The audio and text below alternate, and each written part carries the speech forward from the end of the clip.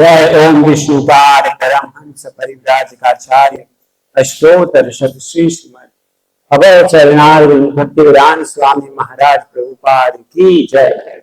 श्रीमद् भगवद गीता यथार्थ की जय।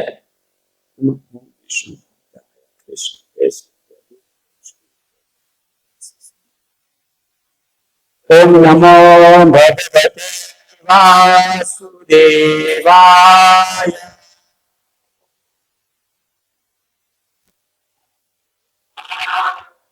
ओम नमो भगवते वासुदेवाय।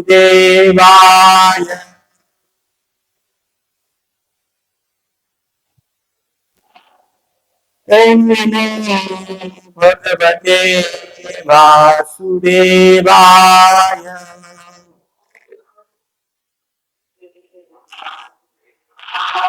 ओम अज्ञानतिमिरान्धस्य ज्ञानाञ्जनशलाकया चक्षुरुन्मीलितं येन तस्मै श्रीगुरवे श्रीचैतन्यमनोभीष्टं स्थापितं येन भूतले स्वयं वन्देऽहं श्रीगुरो श्रीरामं श्रीगुरुं वैष्णवंश्च श्रीरूपं साग्रजातं सजीवं साद्वैतं सावधूतं सहितं कृष्ण चैतन्यदेव श्री राधा कृष्ण जय श्री कृष्ण चैतन्य प्रभु नित्यानंद श्री अद्वैत शिवासादि गौर भक्तवृंद। हरे कृष्णा कृष्ण कृष्ण हरे हरे, हरे राम राम राम हरे।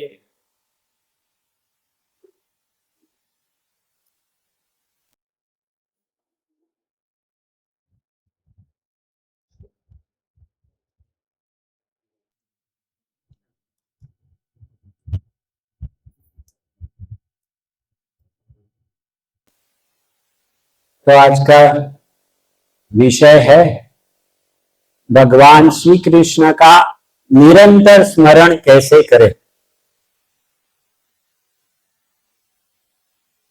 तो एक ही विषय के अंदर बहुत प्रश्न हो सकते हैं। पहला प्रश्न हो सकता है भगवान श्री कृष्ण का ही स्मरण क्यों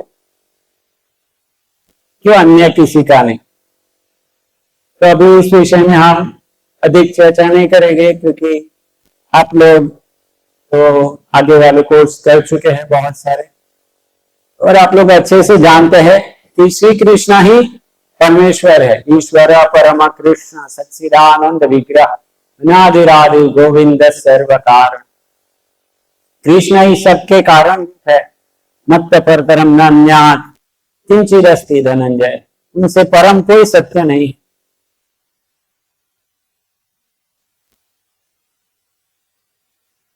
और इस विषय में प्रश्न किया जा सकता है, कैसे करें वो प्रश्न किया जा सकता है, और क्यों करें वो भी प्रश्न किया जा सकता है कि हम भगवान श्री कृष्ण का निरंतर स्मरण क्यों करें, क्या आवश्यकता है, इतना स्मरण करने की आवश्यकता क्या है। तो प्रभुपाद जी अपनी पुस्तकों में, तात्पर्यों में, और भगवान श्री कृष्ण स्वयं भगवद गीता में इस विषय में विश्लेषण करते हैं, समझाते हैं। तो आप लोगों ने भी काफी प्रभुपाद जी की पुस्तकें पढ़ी है। तो पहले आप बताइए मुझे, आपको कहीं पर स्मरण हो जहां प्रभुपाद जी ने इसके विषय में कुछ कहा हो कि हम भगवान श्री कृष्ण का निरंतर स्मरण कैसे करें, उसके विषय में प्रभुपाद जी की पुस्तकों में आपने कहीं पर पढ़ा हो और आपको कुछ स्मरण आ रहा हो।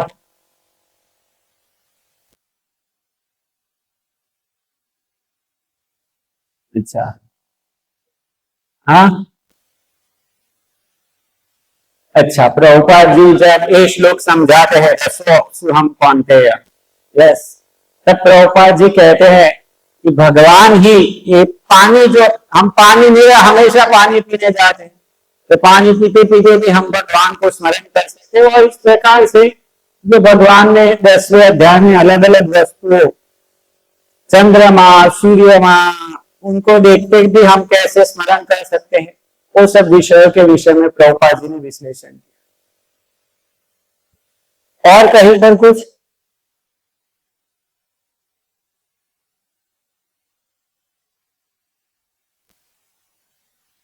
प्रभुपाद जी की सभी पुस्तकों में,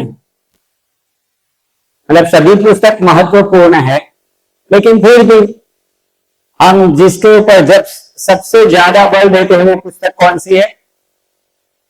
श्रीमद् भगवद गीता यथारूप। और आप सबने अच्छे से उसको पढ़ा होगा। इसमें प्रभुपाद जी बहुत व्यवहारिक मार्गदर्शन देते हैं कि हम भगवद गीता को कैसे अपने जीवन में लगा सकते हैं। ऐसा नहीं कि भगवद गीता को खाली पढ़ के रख देने की पुस्तक नहीं, लेकिन हम उसको जीवन में लगा सकते हैं। तो बहुत ही प्रैक्टिकल गाइडेंस दिया। और भगवान श्री कृष्ण भी वही बताया। भगवान श्री कृष्ण व्यवहारिक मार्गदर्शन देने के लिए भगवद गीता बताया, क्योंकि अर्जुन तो लड़ाई करने के मैदान में खड़े थे, अभी लड़ाई नहीं करनी है, और उस समय वो उपदेश दिया गया। वो कोई ऐसा नहीं कि कोई व्यक्ति था और रेलवे स्टेशन पे बैठा था और अचानक उसको कोई ज्ञान हो गया और कुछ लिख दिया, ऐसा नहीं है। तो भगवान तो स्वयं सबके गुरु है, स्वराट है, सर्वज्ञ है, तो कहीं पर कुछ भी ज्ञान दे सकते हैं। लेकिन अर्जुन को जब वो भ्रमित हो गए थे तभी उसको जो व्यवहारिक मार्गदर्शन चाहिए जीवन में वही थी। ऐसा नहीं है कि अर्जुन संन्यास लेके हिमालय में चले गए थे और उधर उनको कोई गुरु मिले और वो बता रहे थे बस कि भौतिक जगत तो असार है, सब छोड़ दो और ध्यान में लग जाओ, ऐसा कुछ। भगवद गीता सुनने के पहले भी अर्जुन संसारी थे, गृहस्थ थे। भगवद गीता सुनने के बाद भी गृहस्थ। भगवद गीता के पहले वो अपना धर्म छोड़ना चाहते थे, क्षत्रिय धर्म, और भगवद गीता सुनने के बाद तो पालन किया। और खाली अपना धर्म नहीं पालन किया, और धर्म के साथ कृष्ण भक्ति भी जुड़ गई। तो धर्म से भी ऊपर उठ गए, धर्म से भी एक कदम आगे निकल गए। भगवान जो चाहते थे वही किया उन्होंने। तो भगवद गीता बहुत ही व्यवहारिक मार्गदर्शन है, और उसमें प्रभुपाद जी बताते हैं कि हम निरंतर स्मरण कैसे कर सके। अभी किसी को कुछ याद आ रहा हो उसमें कहां पर पढ़ा है? हाँ हाँ, वो तो बता दिया उन्होंने, रसोम अपसु कौनते, जल में स्वाद में। उसके अलावा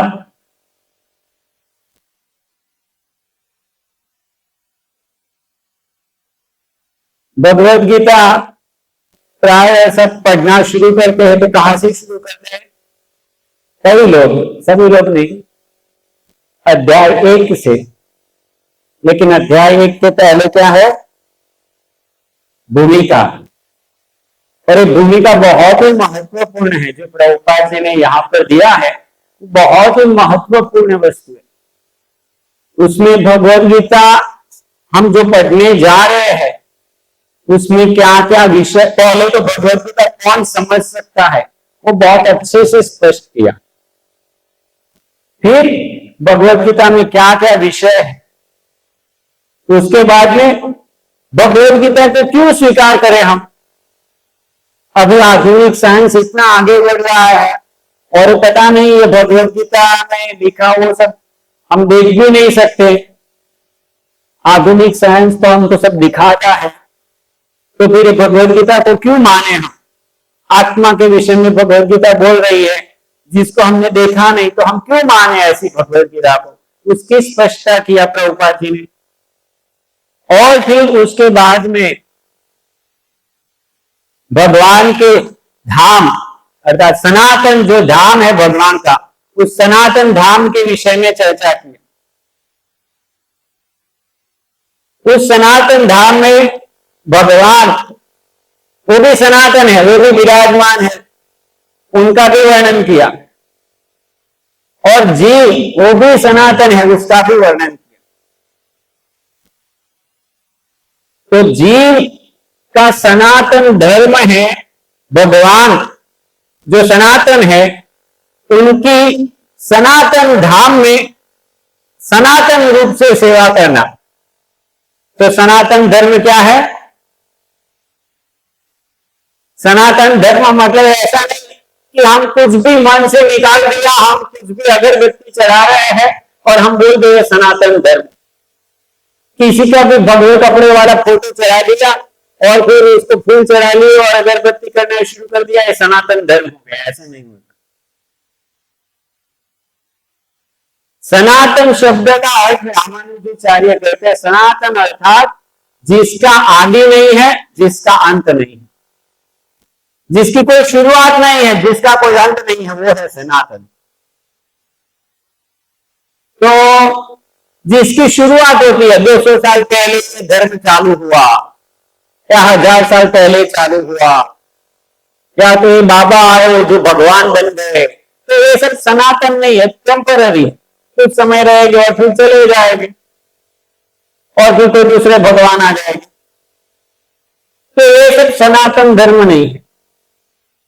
सनातन धर्म क्या है कि हम अर्थात हम जीव, ये शरीर नहीं, हम अर्थात ये शरीर नहीं, हम जीव जो ना हिंदू है, ना मुस्लिम है, ना क्रिश्चियन है, ना बौद्ध है, ना जैन है, उसको ना डॉक्टर है, ना इंजीनियर है, पटेल है, चौधरी है, त्रिवेदी है, ना कुछ नहीं। जो ये शरीर की उपाधियों से ऊपर है वो सनातन जीव का स्वरूप है, सनातन भगवान कृष्ण जो सनातन रूप से भगवान है। ऐसा नहीं कि तपस्या करके ध्यान करके भगवान बन गए, ऐसा नहीं। सनातन रूप से भगवान है और उनका सनातन धाम है, उस सनातन धाम में भगवान की सनातन रूप से सेवा करना, वो हमारा सनातन धर्म है। यही जैव धर्म है। सभी जीवों का धर्म क्या है? भगवान की सेवा करना। और वो सेवा नहीं करने के कारण हम दुखी है। तो इसलिए प्रभुपाद जी बताते हैं कि सभी जीवों का एक कंस्टिट्यूट स्वाभाविक बंधारण है कि वो सेवा करना चाहते हैं, लेकिन भगवान की सेवा छोड़ दिया इसलिए दुखी है। तो अगर जीव सुखी होना चाहता है तो उसको भगवान के धाम में जाके भगवान की सेवा में लग जाना चाहिए। यही सभी समस्याओं का समाधान। क्या करना पड़ेगा? एक दुखमय जगत से निकल करके भगवान के धाम में जाना पड़ेगा। लेकिन भगवान के धाम में जाए कैसे? बाद में प्रभुपाद जी प्रश्न उठाते हैं कि भगवान के धाम में जाए कैसे। तो भगवद गीता का 8वां अध्याय कौन सा है? शीर्षक क्या है? 8वें अध्याय का शीर्षक हिंदी में, गुजराती में भगवत प्राप्ति। क्या है? भगवत प्राप्ति। तो उसमें भगवान इसका वर्णन करते हैं कि हम भगवान के धाम में कैसे जा सकते। क्या कहते हैं भगवान?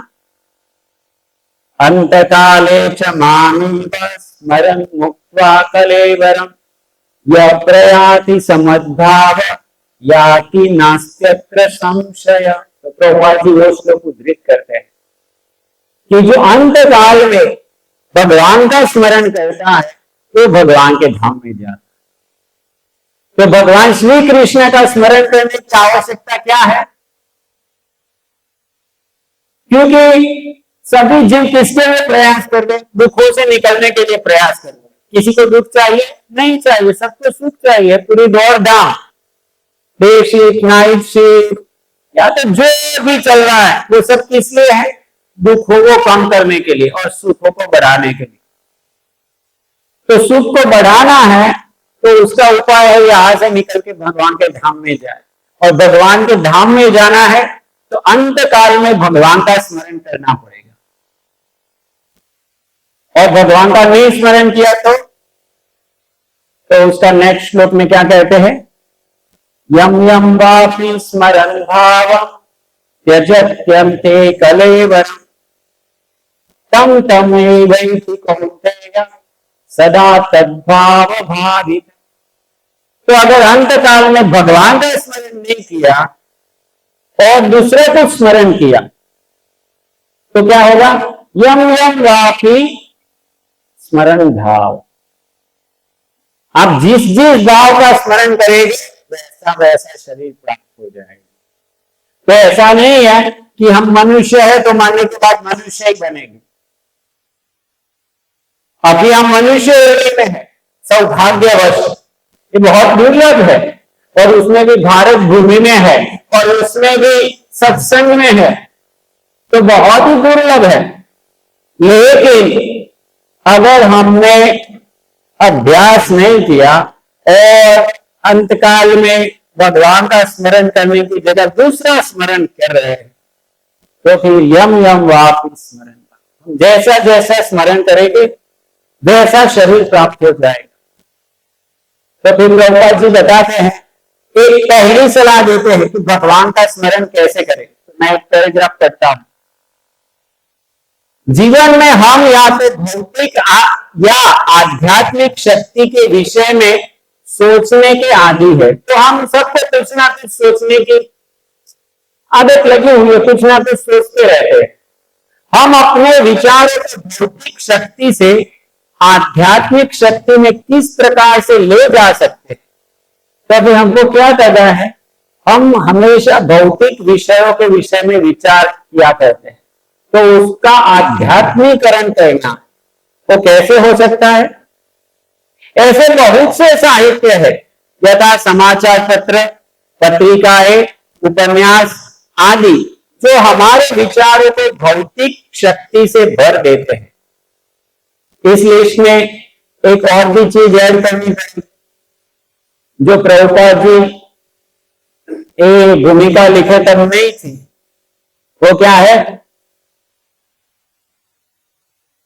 स्मार्टफोन, जो सबसे ज्यादा खतरनाक है। ये सबसे नहीं होगा तो 100 गुना खतरनाक है। समाचार पत्र, पत्रिकाएं, उपन्यास, पहले लोग हुआ करता था ऐसा, जहां पर वह लोग समाचार पत्र पढ़ते थे, अभी दिखाई नहीं देते। कौन समाचार पत्र पढ़ता हुआ दिखाई देता है, अभी सब स्मार्टफोन देखते ही दिखाई देते हैं। तो ये सब हमारे दिमाग को भौतिक शक्ति से भर देते, भौतिक शक्ति के विचारों से भर देते। हम यहाँ भारत में, गुजरात में, छोटे से भरूच में बैठे हैं और हमको पूरी दुनिया में क्या चल रहा है उसकी चिंता से भर देते। और चलो हम कोई तो बड़े बिजनेसमैन होंगे, उनको उसका फर्क पड़ता होगा, लेकिन आप आसपास के गली नुक्कड़ में जाएंगे जहां जिसको कोई फर्क नहीं पड़ने वाला, वो लोग भी अरे इधर ये हो रहा, इधर ये हो रहा, इधर ये हो रहा। तो हमारा मस्तिष्क ये भौतिक विचारों से भर जाता। तो प्रभुपाद जी कहते हैं, इस समय हमें ऐसे साहित्य में लगे अपने चिंतन को वैदिक साहित्य की ओर मोड़ना है। अतएव महर्षियों ने अनेक वैदिक ग्रंथ लिखे हैं, यथा पुराण। ये पुराण काल्पनिक नहीं है, अपितु तो ऐतिहासिक लेख है। चैतन्य चैतामृत में निम्नलिखित कथन है, आया मुक्त जीवे नाही सदा कृष्ण ज्ञान, जीवे कृपा कविले कृष्ण वेद पुराण। तो प्रभुपाद जी समझाते हैं कि सब वेद, पुराण, इतिहास, ये सब में हमारा मन तो डूबना चाहिए, आधुनिक समाचार पत्रों में नहीं। और विशेष रूप से कलयुग में 2 चीजें महत्वपूर्ण है, एक है गीता और दूसरा है भागवत। तो और आगे बढ़ना चाहता है तो रामायण और आगे बढ़ना चाहता है तो महाभारत। तो अगर किसी के पास इतना समय नहीं तो कम से कम गीता और भागवत, और गीता और भागवत में सब कुछ है, बाकी नहीं पढ़ेंगे तो ताकत, लेकिन अपने आप को डुबोना पड़ेगा गीता और भागवत। हमारा मन है तो उसके विचारों से भर देना, तभी हमारा चिंतन बदलेगा, हमारा स्मरण बदलेगा। हम जैसा सुनेंगे वैसा स्मरण होगा। अगर हम पूरे दिन दुनिया की जो पॉलिटिक्स है उसके विषय में सुनेंगे और फिर रात को सोते समय सोचे मैं कृष्ण के विषय में सपने देखूं, तो ऐसा कैसे संभव होगा? तो इसलिए हमको अपने आप को डुबोना पड़ेगा इसमें। सोने से पहले अगर कृष्ण पुस्तक पढ़ के सोते हैं तो कृष्ण का स्मरण आएगा, नहीं तो नहीं। और आगे प्रभुपाद जी कहते हैं, पहले क्या श्लोक बताया, हमको भगवान के धाम में जाने के लिए क्या करना पड़ेगा, कौन सा श्लोक बताया, अंत काले च मामेव स्मरण मुक्त्वा। तो अंत काल में भगवान का स्मरण करना पड़ेगा। लेकिन हमारा अंतकाल कब आएगा पता है? किसी की कोई गारंटी नहीं। इसलिए भगवान नेक्स्ट कौन सा श्लोक बताते हैं, तस्मात्, इसीलिए सर्वेषु कालेषु, तो निरंतर क्यों स्मरण करें भगवान का? प्रश्न हो सकता है ना, भगवान श्री कृष्ण का निरंतर स्मरण, तो निरंतर स्मरण क्यों करें? क्योंकि हमारा अंतकाल कब आएगा पता नहीं। तो इसलिए भगवान कहते तस्मात् सर्वेषु कालेषु, इसीलिए तुम सर्वदा माम अनुस्मर युद्ध। अरे कोई कहेगा भाई मैं भगवान का स्मरण करने बैठ जाऊंगा, अरे जो माता जी कहे प्रभु जी मैं भगवान का स्मरण करने बैठ जाऊं, क्यों कैसे होगा हमारा? क्या तो कोई प्रभु जी बोलेगे हम स्मरण करने बैठ जाएंगे नौकरी का क्या होगा? तो भगवान ने अर्जुन को ऐसा कहा था, तुम रथ में बैठ जाओ मेरा स्मरण, मैं लड़ने जा रहा हूं। भगवान ने क्या कहा, तस्मात् सर्वेषु कालेषु माम अनुस्मर युद्धस्य, मेरा स्मरण करो और युद्ध करो, ऐसा नहीं बैठ जाओ, ऐसा नहीं कहा। तो फिर आगे देखते हैं, आगे प्रभुपाद जी अच्छे से। इसीलिए हे अर्जुन तुम कृष्ण के रूप में मेरा सदैव चिंतन करो और साथ ही अपने युद्ध कर्म करते रहो, अपने कर्मों को मुझे अर्पित करके तथा अपने मन एवं बुद्धि को मुझ पर स्थित करके तो मुझे निश्चित रूप से प्राप्त करोगे। तो भगवान की व्यवहारिक सलाह, कोई कहेगा ये इम्पॉसिबल है, असंभव। तो असंभव क्यों लगता है? क्योंकि हमने हमारी जीवन शैली इतनी विकृत कर दी है, इतनी विकृत कर दी है कि इसमें भगवान का निरंतर स्मरण होना संभव नहीं। हमने हमारे जीवन में, अगर हम कृष्ण भक्ति में नहीं हो, जो भी कृष्ण भक्ति में नहीं है अभी भी, उनके जीवन देख सकते हैं आप। उन्होंने रजोगुण की प्रधानता इतनी बढ़ा दी है उनके जीवन में कि कृष्ण के विषय में क्या, कोई भी एक विषय के ऊपर ये हमेशा का 1 घंटा की शांति से नहीं स्मरण कर सकते। इसलिए जो वीडियो वाले होते हैं, मीडिया वाले, वो लोग क्या करते हैं, 3 सेकंड, ज्यादा भी नहीं, 3 सेकंड, हर 3 सेकंड पिक्चर बदल देते हैं।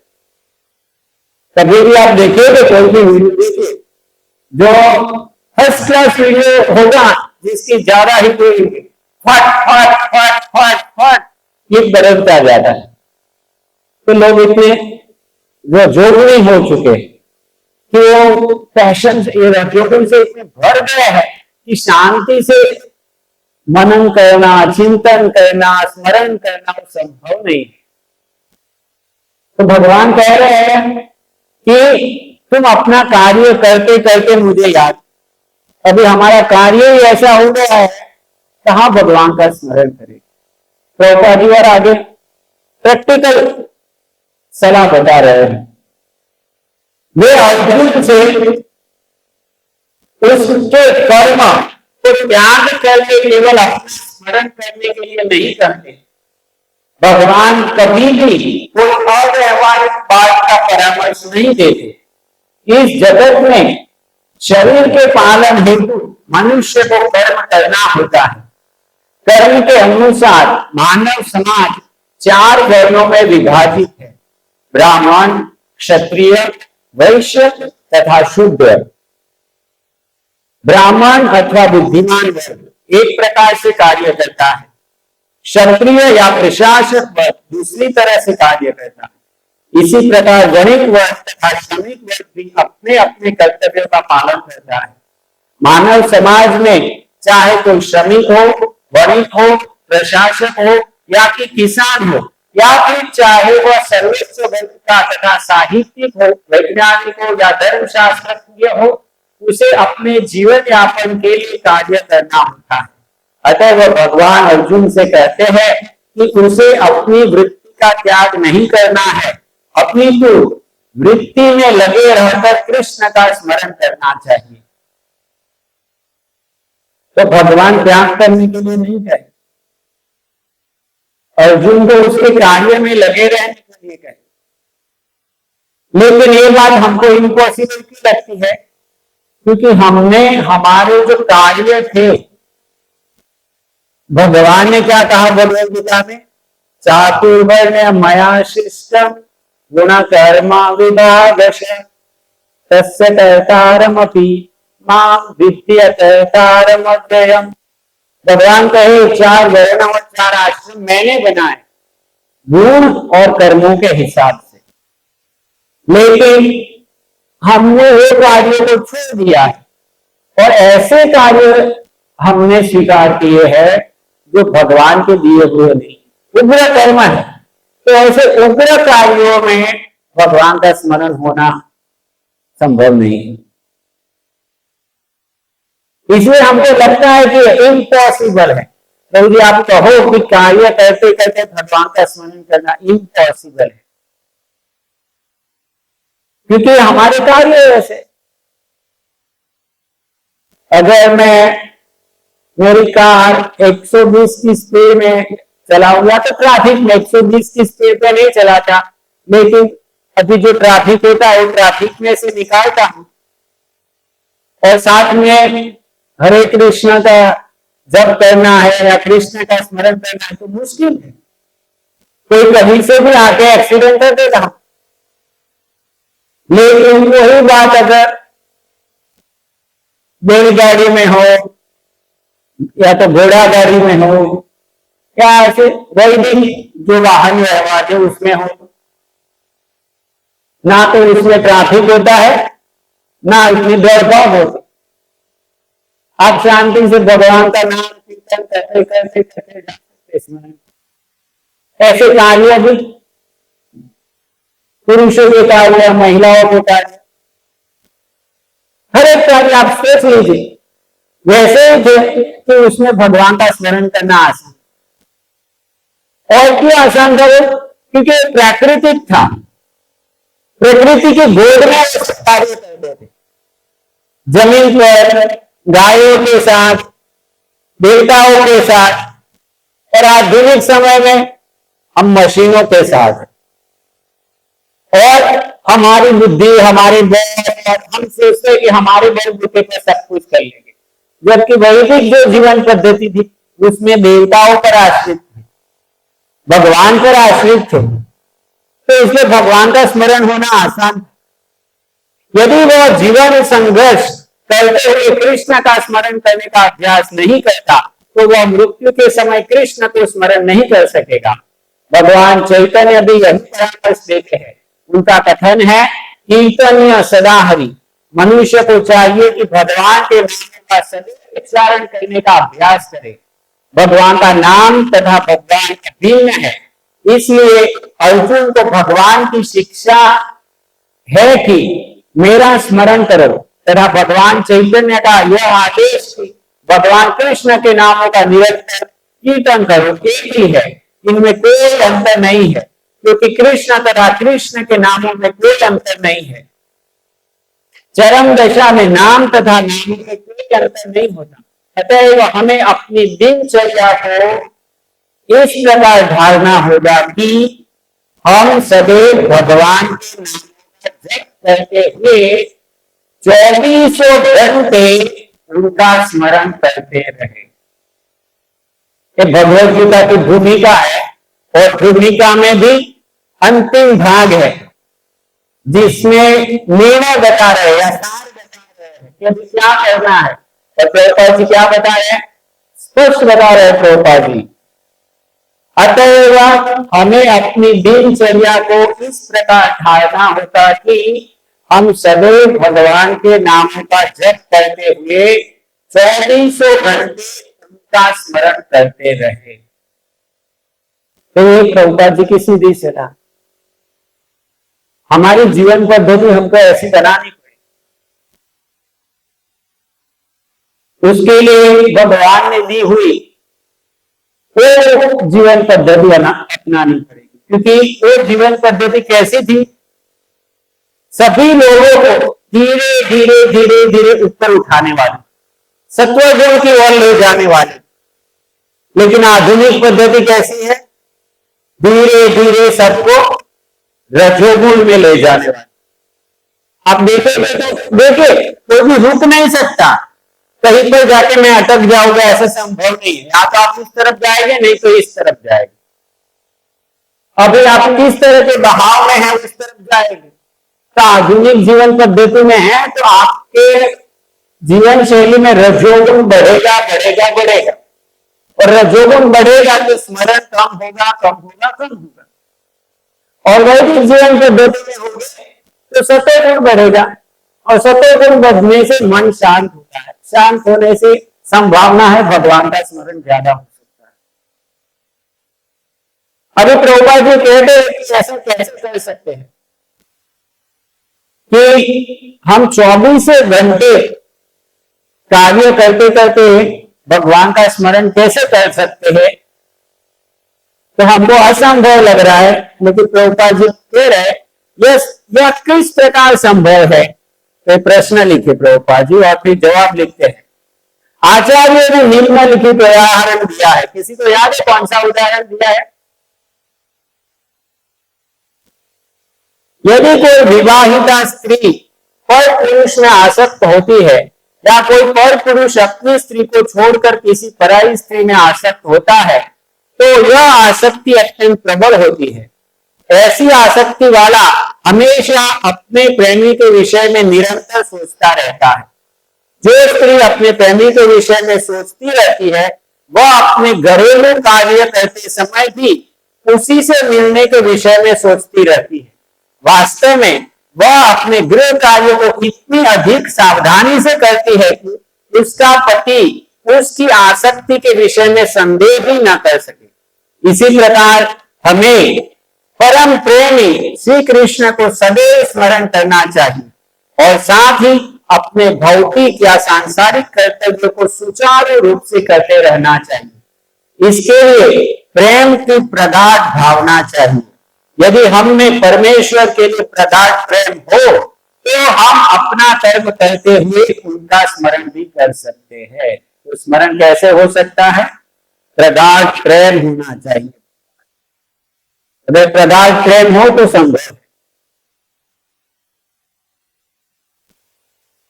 लेकिन हमें उस प्रेम भाव को उत्पन्न करना होगा। अभी नहीं है तो उत्पन्न करना है। कैसे? उदाहरणार्थ अर्जुन सदैव कृष्ण का चिंतन करता था, वह कृष्ण का नित्य संगी था, और साथ ही योद्धा भी। कृष्ण ने उसे युद्ध करना छोड़कर ध्यान करने की कभी सलाह नहीं। जब भगवान कृष्ण अर्जुन को योग पद्धति बताते हैं, तो अर्जुन कहता है कि इस पद्धति का अभ्यास करना उसके लिए असंभव है। तो भगवान ने जंगल जाने का नहीं कहा। अर्जुन कहा ये मेरे लिए संभव नहीं है। फिर भगवान क्या कहते हैं? कि मेरा स्मरण कर योगी नाम अपनी सर्वेशा मद गतेन अंतरात्मा। भगवान उसको स्वीकार करे और फिर कहे कि मेरा अंतरात्मा में स्मरण करो। अतः जो सदैव परमेश्वर का चिंतन करता है वह एक ही समय में सबसे बड़ा योगी, सर्वोच्च ज्ञानी तथा महानतम भक्त है। अर्जुन से भगवान आगे भी कहते हैं कि क्षत्रिय होने के कारण वह युद्ध का त्याग नहीं कर सकता, किंतु यदि वह कृष्ण का स्मरण करते हुए युद्ध करता है तो वह मृत्यु के समय कृष्ण का स्मरण कर सकेगा। परंतु इसके लिए मनुष्य को भगवान की दिव्य प्रेम भक्ति में सेवा में पूर्णतया समर्पित होना होगा। तो आधा आधा नहीं चलेगा। मुझे स्पोर्ट्समैन भी बनना है, बड़ा क्रिकेटर भी बनना है, और पॉलिटिक्स में भी आगे बढ़ना है, और बॉलीवुड में भी आगे बढ़ना है। ऐसा सभी में आगे बढ़ना हो तो संभव है। हमको कोई एक मार्ग चुनना पड़ेगा कि भाई मुझे भगवत धाम जाना, और फिर इसमें संपूर्णतया लगना पड़ेगा, 50-50 में। वास्तव में हम अपने शरीर से नहीं अपितु अपने मन तथा बुद्धि से कर्म करते। बड़ा ही महत्वपूर्ण पॉइंट है। हमारे कार्य कैसे होते हैं? शरीर से नहीं होते, मन और बुद्धि से होते हैं। क्या आप कहेंगे कैसे ऐसे होता है? अतः यदि मन तथा बुद्धि सदैव परमेश्वर के विचार में मग्न रहे तो स्वाभाविक है कि इंद्रियां भी उनकी सेवा में लगी रहेगी। इंद्रियों के कार्य कम से कम बाहर से तो वे ही रहते हैं, लेकिन चेतना बदल जाती। भगवद गीता हमें सिखाती है कि किस प्रकार मन तथा बुद्धि को भगवान के विचार में लीन रखा जाए। ऐसी तल्लीनता से मनुष्य भगवत धाम को जाता है। यदि मन कृष्ण की सेवा में लग जाता है तो सारी इंद्रियां स्वतः उनकी सेवा में लग जाती है। यह कला है और यही भगवद गीता का रहस्य भी है। श्री कृष्ण के विचार में पूरी तरह मन को मग्न रखा जाए। मन को भगवान में लगाना है तो आगे की सब समस्याओं का समाधान। अभी और आगे बताते हो कैसे हो सकता है। अभी स्पष्ट बता रहे प्रभुपाद जी, देखिए आधुनिक मनुष्य ने चंद्रमा तक पहुंचने के लिए कठोर संघर्ष किया है।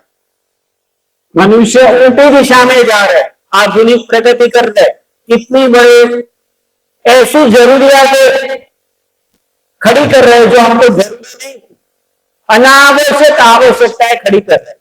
सब खोजबीन कर रहे हैं जो जरूरी नहीं। तो स्मार्टफोन की जरूरत नहीं थी, उसके बिना हम जी रहे थे। हमारा सत्संग कार्यक्रम भी चलता था, नहीं था तभी भी चलता था, और ये माइक्रोफोन नहीं था तभी भी सत्संग चलते थे। पंखे नहीं थे, लाइट नहीं थी, तभी भी चलते थे। गांव में लोग हर दिन शाम को और सुबह सत्संग किया करते थे। ऐसा नहीं था कि ये सब नहीं था तो नहीं चल रहा था। प्रभु जी स्मार्टफोन नहीं होगा तो आप लाइव लेक्चर कैसे करेंगे? लेकिन करने की जरूरत ही नहीं थी, सबको लाइव होता था। ऐसा लाइव नहीं कि घर बैठ के लाइव देखते, ऐसे लाइव होता था, हमेशा हमने बैठ के लाइव। तो इसकी जरूरत ही नहीं थी, लेकिन अनावश्यक आवश्यकताएं खड़ी। ऑनलाइन पेमेंट अच्छा लगता है, टिक टिक टिक टिक कर दिया, पेमेंट हो गया। लेकिन अभी कितनी समस्या है, किसी को भी कॉल करो तो पहले क्या सुनते हैं? सावधान। यही आता है ना मैसेज, सावधान। तो कितनी चिंताएं खड़ी कर दी हमारे दिमाग में। तो अनावश्यक आवश्यकताएं खड़ी किया, इसकी जरूरत नहीं थी। तो प्रभुपाद जी कहते हैं आधुनिक मनुष्य ने चंद्रमा तक पहुंचने के लिए कठोर संघर्ष किया है, लेकिन उसने अपने आध्यात्मिक उत्थान के लिए कठिन प्रयास नहीं किया। लेकिन उसका उद्धार होने के लिए प्रयास नहीं है। यदि मनुष्य को 50 वर्ष आगे जीना है तो उसे चाहिए कि उस थोड़े समय को भगवान का स्मरण करने के अभ्यास में लगाए। यह अभ्यास भक्ति योग है। यह अभ्यास क्या है? भक्ति योग है। भक्ति योग क्या है? श्रवणम कीर्तनम विष्णु स्मरणम पाद सेवनम अर्चनम वंदनम दास्यम सत्यम आत्मनिवेदनम। ये 9 विधियां है जिनमें जिनमें से श्रवण सबसे सुगम है। भगवत गीता का किसी भी स्वरूप सिद्ध व्यक्ति से श्रवण उस व्यक्ति को भगवान के चिंतन की ओर मोड़ देगा। पहले भी वही बात बताया, ये साहित्य वैदिक साहित्य सुनना है। और अभी फिर से कह रहे स्वरूप सिद्ध व्यक्ति के पास से भगवत गीता को सीखना है। अगर हम सीखते हैं तो हमारा स्मरण बदल जाएगा। अगर हम किसी भी व्यक्ति से सुनेंगे, जैसे प्रभुपाद जी एक हिंदी प्रवचन में क्या कहते हैं कि अगर आप क्या बोलते हैं प्रभुपाद जी, चाय पीने वाले, बीड़ी पीने वाले, ऐसा कुछ बोलते हैं कि पान चबाने वाले से आप 2000 साल तक कथा सुनेंगे तो भी कोई फर्क नहीं पड़ने।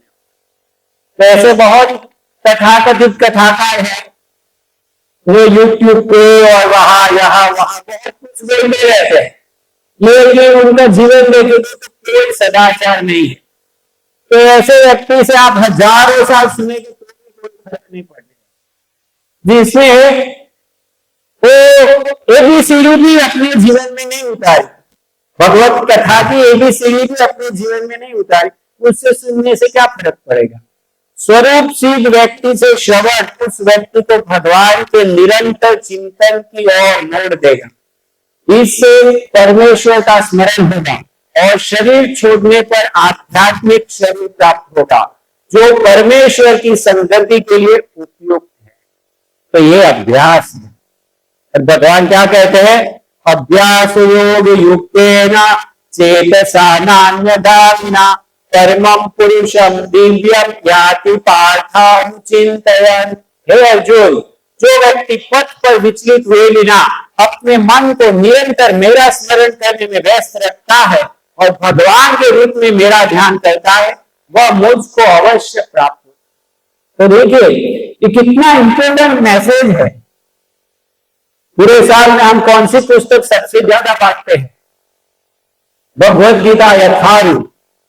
और भगवत गीता में एक भूमिका है, सबसे पहले प्रभुपाद जी ने लिख दिया था, और वो भूमिका में जो फाइनल मैसेज है साथ उसमें प्रभुपाद जी बता रहे, उधर ये सब बता रहे। तो कितना महत्वपूर्ण मैसेज है हमारे कि हमारा जीवन इस प्रकार से हमको ढालना चाहिए।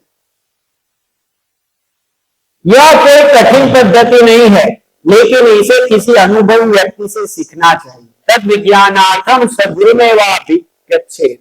मनुष्य को चाहिए कि जो पहले से अभ्यास कर रहा हो उसके पास जाए।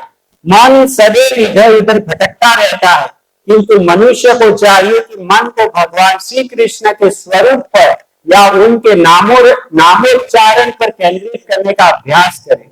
मन स्वतः चंचल है, इधर उधर जाता रहता है, लेकिन यह कृष्ण की ध्वनि पर स्थिर हो सकता है।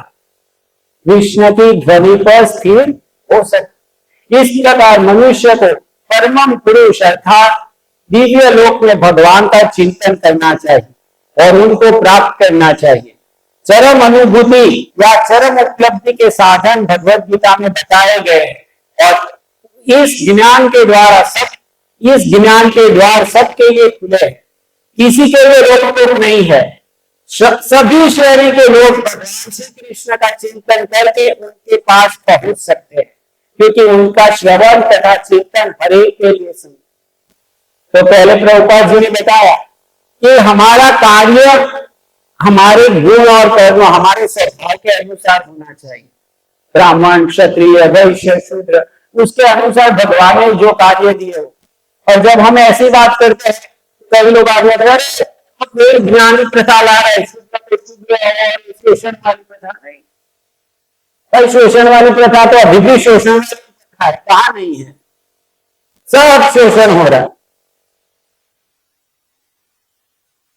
तो शोषण जाएगा ऐसा संभव नहीं है। और भगवान की प्रथा है, उसमें जो भी शोषण होगा वो सबसे कम शोषण होगा, बाकी सब प्रथाओं में ज्यादा विकृत शोषण होगा। अभी हम देखते हैं कितने घपले होते हैं, पॉलिटिक्स में कितने कंपनी होते हैं, लोगों के पैसे और गवर्नमेंट पास करती है गरीबों के पास कितने पैसे पहुंचते हैं? कुछ पहुंचता नहीं, 5% भी पहुंचता नहीं। गरीबों को पता भी नहीं होता कि ऐसी स्कीम है। तो ऐसे शोषण, अभी एक समय था स्त्रियों का शोषण हो रहा है। अभी गवर्नमेंट ने ऐसी ऐसी पॉलिसी बनाई है, स्त्री ऐसे कुछ भी बोल दिया पुरुष के विषय में, इसने मुझे ऐसा किया, गया। तो पुरुष बेचारे बेचारे बन गए हैं। तो इसलिए हम क्या कर सकते हैं, सभी जगह में तो रहेगा, और जितनी हम भगवान की सिस्टम को विकसित करेंगे ये शोषण बढ़ेगा। तो भगवान भी ये जानते हैं, और इसलिए भगवान बता रहे जिसमें शोषण हो। भगवान ने तो दिव्य पद्धति बताई थी जिसमें ऐसा शोषण नहीं था। ब्राह्मण कभी भी शूद्र का शोषण नहीं करता, लेकिन ब्राह्मण का कार्य इस प्रकार का होता था कि उसको पवित्र रहना और तपस्या में जीवन था। और शूद्र तो ऐसा नहीं था, अरे ब्राह्मण देखो ऊपर बैठता है मान, शूद्र संतुष्ट से अपने कार्यों से, और ब्राह्मण कभी शूद्र नीचे नहीं देखते थे। तो समाज ऐसा था, लेकिन धीरे धीरे धीरे धीरे बिगड़ गया। लेकिन वो बिगड़ा हुआ समाज भी आधुनिक विकृत समाज से अच्छा था। तो इसलिए हमको उस प्रकार के कार्य करने चाहिए। और उसमें भी क्या कह रहे हैं आगे कि जो भी कार्य हो, कोई शूद्र का कार्य कर रहा है, कोई ब्राह्मण का कार्य कर रहा है, लेकिन भगवान का स्मरण करने के लिए ऐसा नहीं कि ब्राह्मण ही भगवान का स्मरण करते हैं। चाहे कोई शूद्र है चाहे कोई ब्राह्मण है, सभी भगवान का स्मरण कर सकते हैं। हाँ, ब्राह्मण है पूजा ब्राह्मण करेगा, लेकिन ये नहीं कि भगवान का नाम जब खाली ब्राह्मण ही करेगा। भगवान का नाम जब कोई भी कर सकता है, भगवद गीता कोई भी पढ़ सकता है, भगवान कृष्ण को कोई भी याद कर सकता है और भगवान के धाम में जा सकता है। इसलिए भगवान क्या कहते हैं, मामी पार्थ व्यापाशित्य पाप जो नया स्त्रियों वैश्यास तथा शूद्रास देवी यान के पराम। तो कोई भी शूद्र वैश्य या स्त्री कोई भी हो, अगर भगवान को शरणागत होता है, भगवान को याद करता है, तो भगवान के धाम में जा सकता है। तो भाई भगवान कहते हैं किम पुनर्धामना पुण्या भक्त्या राजस्यास तथा अनित्यम असुखम लोकम इमं प्राप्त भजस्व माम। इस तरह भगवान कहते हैं कि वैश्य पतिता स्त्री या श्रमिक अथवा अधम योनि की प्राप्त मनुष्य भी परम लोक को प्राप्त हो सकता है। उसे अत्यधिक विकसित बुद्धि की आवश्यकता नहीं पड़ती।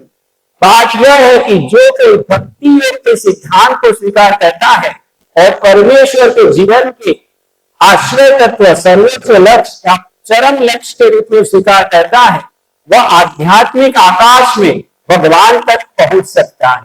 यदि कोई भगवद गीता में बताए गए सिद्धांतों को ग्रहण करता है तो वह अपना जीवन पूर्ण बना सकता है और जीवन की सारी समस्याओं का स्थायी हल पाता है। यही पूरी भगवद गीता का सार है। तो यही सार है कि हमको हमारा जीवन इस प्रकार से ढालना पड़ेगा कि हम हमेशा भगवान का स्मरण कर सकें। हमारी जीवन पद्धति कार्य शैली इस प्रकार की हो रही है। अगर हम जो भी आधुनिक प्रोपेगेंडा है, ज्यादा कमाओ, ज्यादा खाओ, ज्यादा तैरो, ज्यादा घूमो, तो भगवान का स्मरण मुश्किल है। हमारा जीवन सादा होना चाहिए।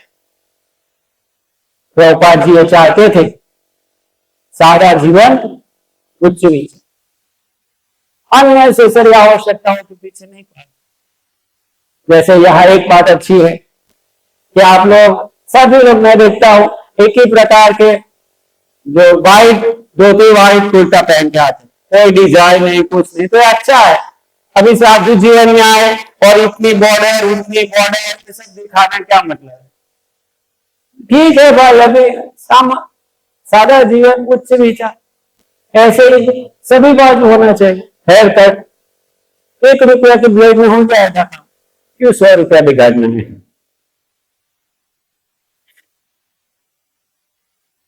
ब्यूटी पार्लर क्यों जाना है, जरूर नहीं, अनावश्यक सब। तो हमारे जीवन हम जितना सादा करेंगे संभव है कि पूरे विकृत समाज में भी भगवान को याद करना संभव।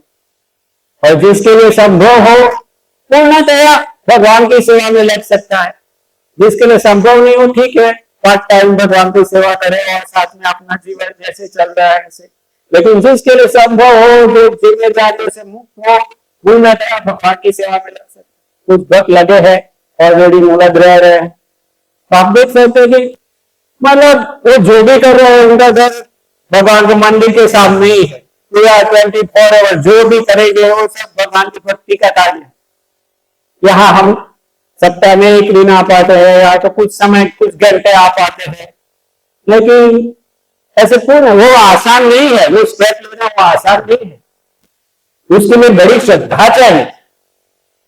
वो सोचना भी कितना डर होता है, अरे ये स्टेप लूंगा तो क्या होगा, तो उसके लिए बड़ी श्रद्धा चाहिए, विश्वास चाहिए, और वो मिलता है जैसे हम भक्ति योग पालन करते हैं, भगवान की भक्ति करते हैं, तो विश्वास प्राप्त होता है। परीक्षा भी आती है, ऐसा नहीं होता कि बस उधर जाएंगे तो सब कुछ हो जाएगा। उधर जाने के बाद परीक्षा भी आएगी, और परीक्षा में भगवान के ऊपर विश्वास रखना पड़ेगा, हमको दैन्य बनना पड़ेगा, हमारा अहंकार छोड़ना पड़ेगा। हम घर में है तो स्वतंत्र है, हमारी स्वतंत्रता, हम जो चाहे खाना बना सकते हैं, जब चाहे प्रोग्राम में जा सकते हैं, जब चाहे बाहर जा सकते हैं, शादी में जा सकते हैं, घूमने जा सकते हैं, लेकिन उधर जाने से वो नहीं कर सकते, क्योंकि वो आश्रम है।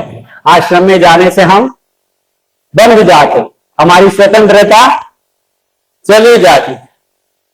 लेकिन हम जितनी स्वतंत्रता छोड़ते हैं उतनी स्वतंत्रता हमको ज्यादा मिलेगी। किससे? 3 गुणों से, सत्वगुण, रजोगुण, तम। तो एक ज्ञान है, हम जितनी स्वतंत्रता छोड़ेंगे उतनी स्वतंत्रता ज्यादा मिलेगी।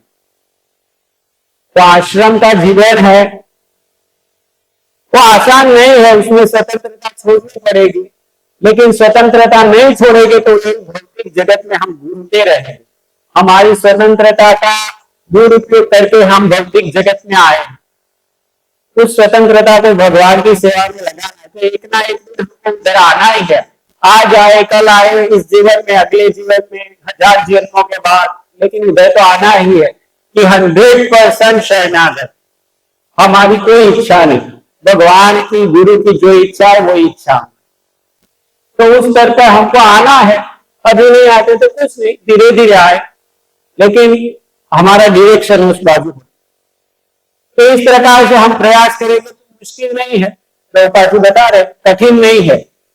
कठिनाई उनके लिए है कि जो इस बाजू प्रयास नहीं करना चाहते, लोग प्रयास दूसरी बाजू करते, चंद्रमा पर जाने का प्रयास करते। अगर उतना प्रयास इसमें करेंगे तो भगवान नहीं हो जाएगा। हरे कृष्ण।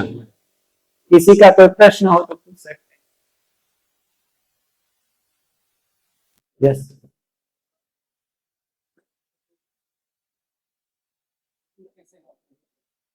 कर्मों को, अपने कर्मों को भगवान को कैसे समर्पित करें।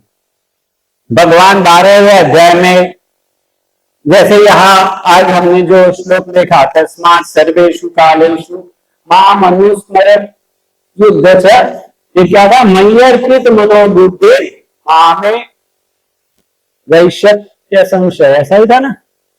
मय्यर्पित मनोबुद्धि मामे वैश्य संशय, मेरे पास आओगे। ऐसा ही दूसरा श्लोक 12वें अध्याय में आता है, जहां भगवान ने कहा कि तुम्हारा मन पूरी तरह से मय्यावेश मनोबुद्धि, तुम्हारा मन मुझ में लगा दे, इस प्रकार से तुम मुझे प्राप्त करोगे।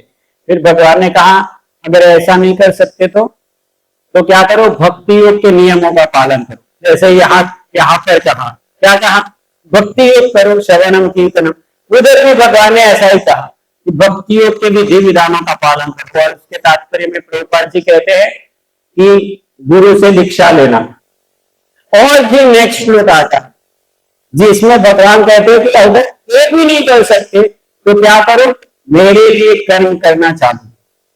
अगर हम भक्ति के विधि विधानों का पालन नहीं कर सकते, अर्थात दीक्षा लेना, 4 नियम पालन करना, एकादशी व्रत पालन करना, ये सब कुछ नहीं कर सकते तो और भी आगे के स्तर है।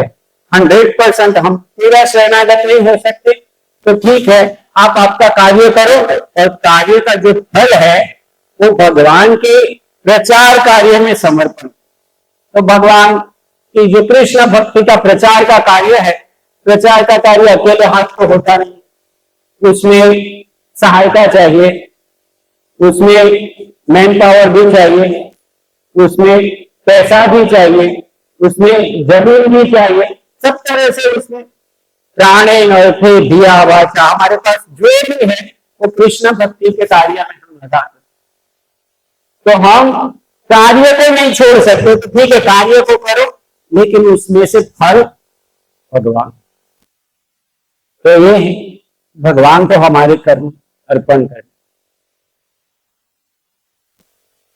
भगवान उससे भी आगे बताते, अगर वो भी नहीं कर सकते तो कम से कम तुम मुझे भी नहीं कर सकते, कम से कम भोग करना छोड़ो, दूसरे के लिए त्याग करो। लेकिन उसमें और इसमें अंतर है। भगवान ने कहा मेरे लिए अर्पण करोगे तो मेरे पास आओगे, और दूसरों के लिए त्याग करोगे तो गारंटी नहीं मेरे पास आओगे कि नहीं। तो इसलिए हम इस प्रकार से अगर कार्यों को नहीं छोड़ सकते हमारे किसी कारणवश, तो हमारा जो कर्म फल है उसको भगवान की सेवा में लगे। अलग अलग तरह से भगवान की सेवाएं होती है, सेवा में लगे।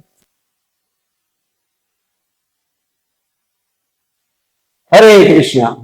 श्रीमद् भगवद गीता यथारूप की जय। श्रील प्रभुपाद की जय।